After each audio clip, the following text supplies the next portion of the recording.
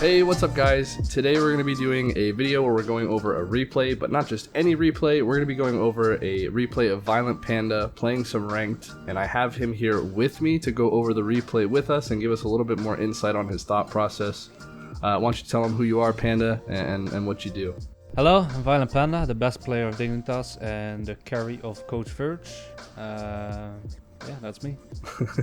Two-time world champion ViolentPanda, so we're going to be going through his replay, and we're going to be just breaking down some of his thought process in certain decisions, why he does what he does, and hopefully it'll help you guys to maybe make some of the decisions you make in ranked. So he sent me a couple replays, 2v2s, we're going to jump into them. Let's just get started. So we've got a game where he's playing against Noli and Mexa. He's got Dead Monster on his team. Is this obviously somebody you know? You partied up with him, so yeah, he was playing, I think, with apparently Jack. We lost against this guy in the fusion tournament, I think. Oh, did we? But yeah, first of all, if you go back here, this was some friendly scruffle between me and Noli. Just chasing Noli. I bump him, and he got mad, and he goes to bump me. That's a free goal for us. Already getting in your opponent's head. That's the start. True, especially when you know they can't handle it. Yeah, I want to ask you why you take this up the wall instead of maybe pushing forward with it or cutting around it and going midfield. Why is the wall here the best option? Because then I avoid Mexa, and I have a full boost to do whatever I want. Okay, yeah, so it's just got a bunch of open space over here. Oops, I have the wrong color. Just a bunch of open space over here. We see Mexa's applying pressure, Noli's going for boost, and so if he takes us up the wall, he's just got the entire air up here to make a play, because we know Mexa just did kickoff. He's got no boost. So it's just open space, playing the ball to open space. Doesn't matter whether he's getting closer to the net or not here. He's just creating space for himself, which will create a chance for him. When that monster committed to that attack, here I'm in a very bad position. I have 20 boost, and there's a guy right behind me if you go a little further here. There's a guy, Noli, right behind me over here. Like, he's gonna go for this ball, I know for sure, because he know I just went for this whole play without boost, so I have to try and go for this, or else he just shoots it over me and I have no chance of saving it.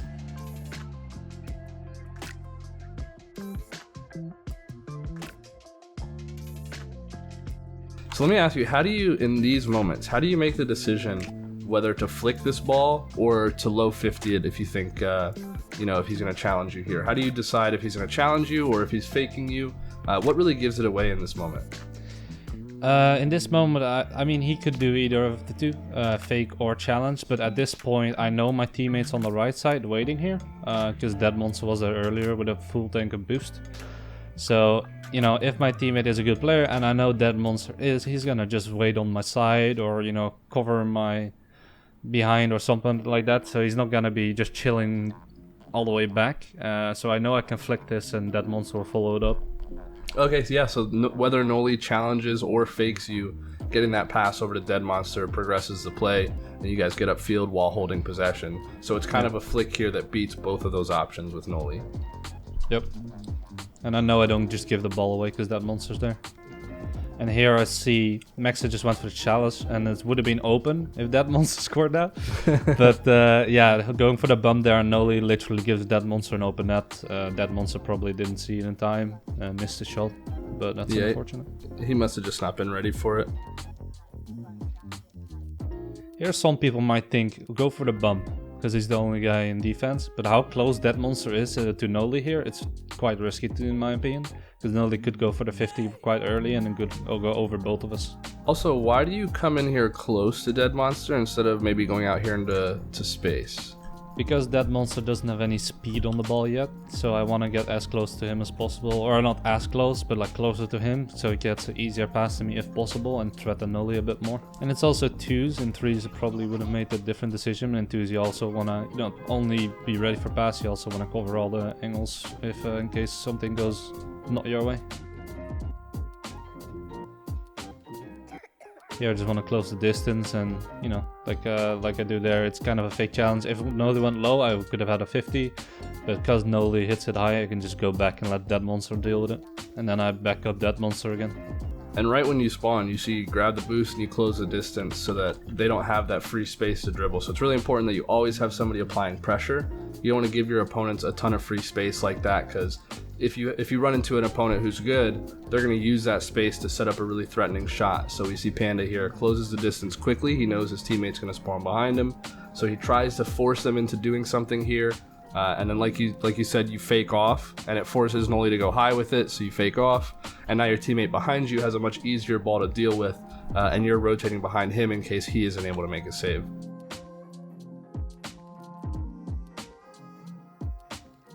There I jumped because I didn't see Noli on my screen yet. Like, he could have been left coming in for this ball already, but now I see him when I'm all in the air.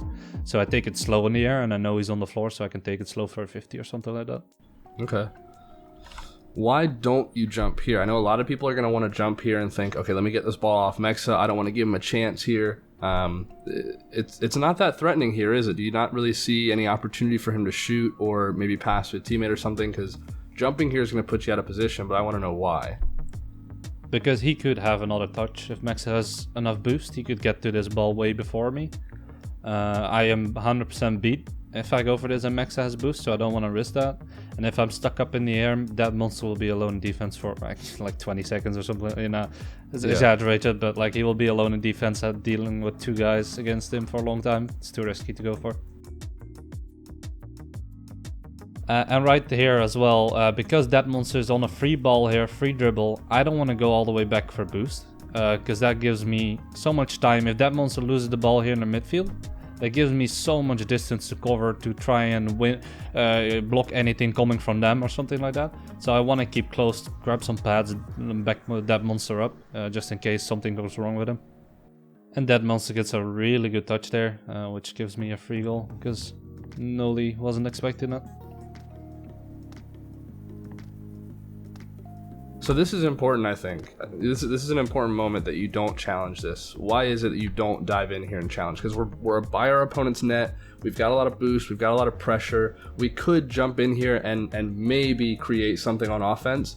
But what's the risk involved with doing that tells you shouldn't?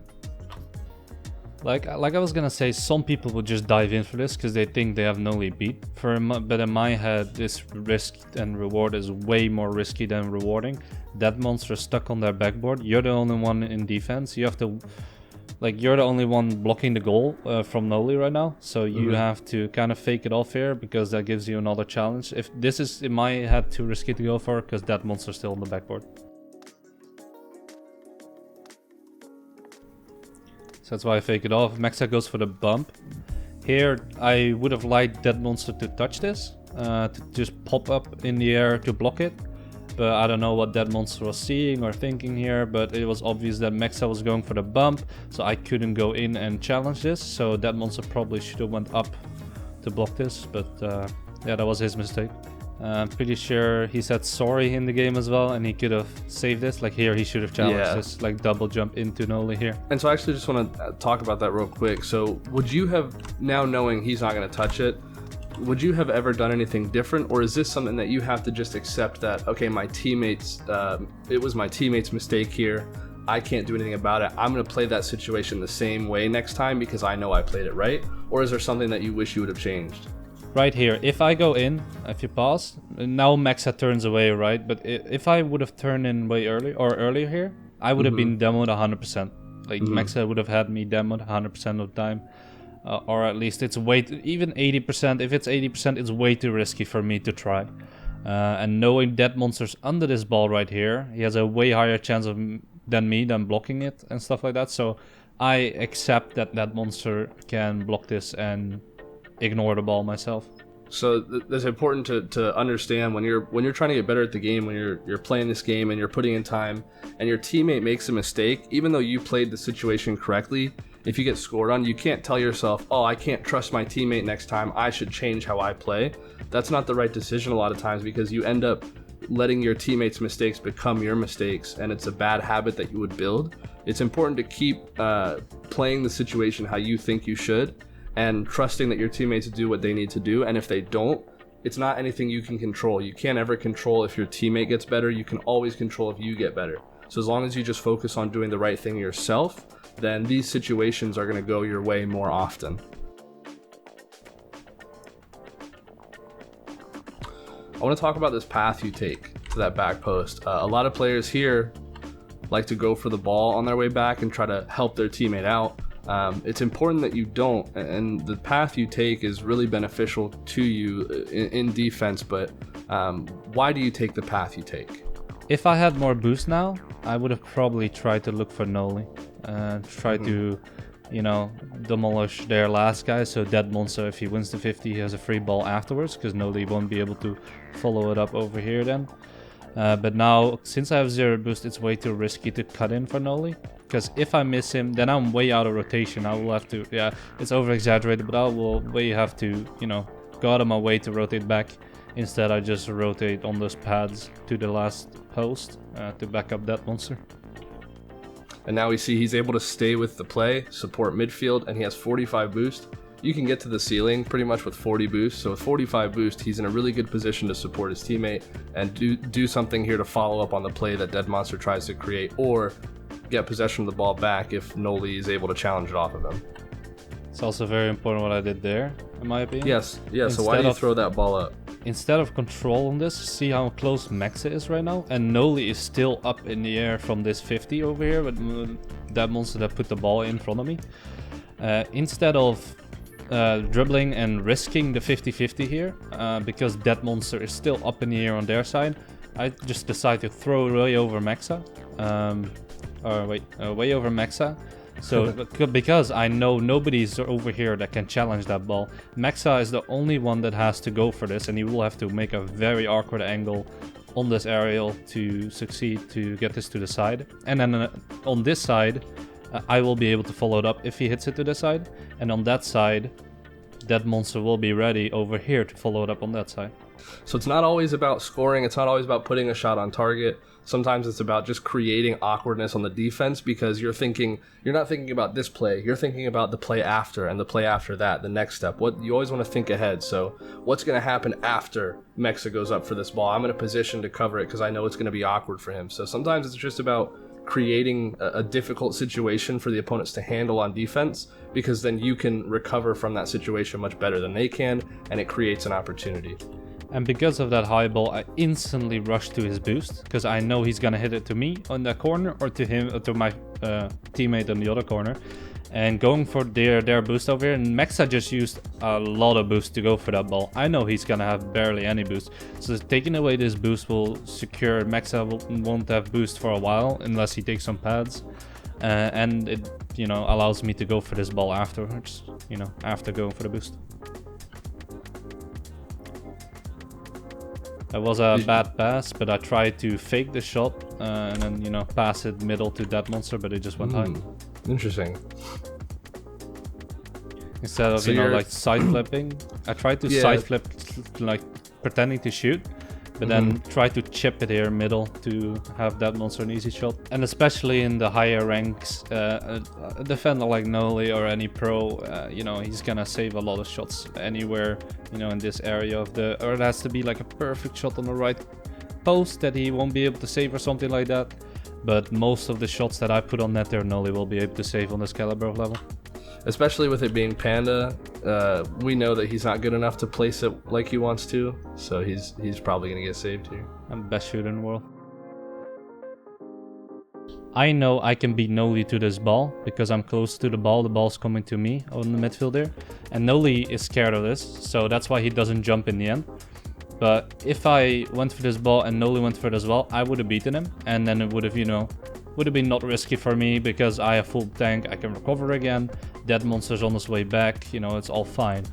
But I go for the block here, essentially. I don't even try to go for the shot, but Noli doesn't decide to go, so that fakes me off a little bit, and then, eventually I get a awkward touch to the side because Noli doesn't go for it. I tried to close the distance here, because if I didn't go, that monster's stuck in the air over here. I am alone in a 1v2. Over here, like I am alone in defense in a 1v2. I don't want to be in that position, so I tried to eliminate that by just going for this ball. I know a lot of people who are going to jump for this ball and try to challenge it in right here. Why don't you? Because I know I'm beat to this ball, so I am here just to apply pressure. Maybe even get a demo if he stays on the floor. If I go around and, you know, he goes over me, I can maybe bump Mexa. I am just applying pressure for Noli to hit it over to free space for my teammate to handle it. And if you dive in for this 50 and you lose it, then you're all the way on their side of the field. You're stuck up here when the opponents are going downfield. You leave your teammate in that 1-on-2. So it is like a big opportunity here. Like, oh, I see an opening right here. I could jump in and shoot it. You have to be able to resist those urges sometimes and evaluate the risk versus reward. So even though we don't touch this ball, it's actually really important that we jump for it. Because if we just go straight to net here and turn around, we're going to be turning around and looking up at the ball. We're not going to see our opponent coming in while we're in net. It's going to take a little while for us to finally see our opponent when the ball bounces out. And so we won't have that much time to react to a shot here. So we go up for this, even if we don't hit it, we're telling our opponent that we're going to hit it. So our opponent has to think about that. And so we jump, we're going to hit it. Maybe we don't hit it, like here we don't. But because we almost hit it, now Mexa has to react to whether we hit it or not. And maybe he comes in and takes a different shot than he would have, or he's just slower to the ball, which gives us more time to set up our save. Also, that little jump there was important in my opinion. I did there in defense.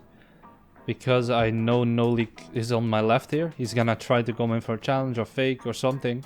So I let him know that I jump for this real quick. You know, I am early to this ball. You know, it's my ball, and he backs off because of it.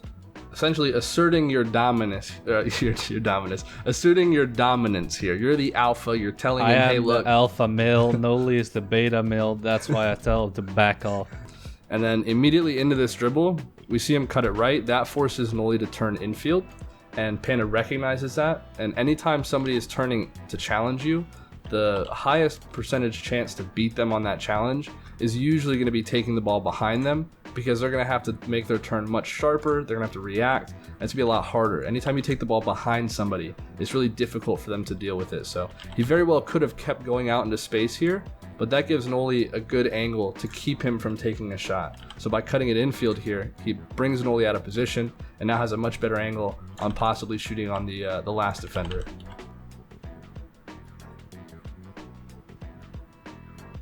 Once again there. Oh no.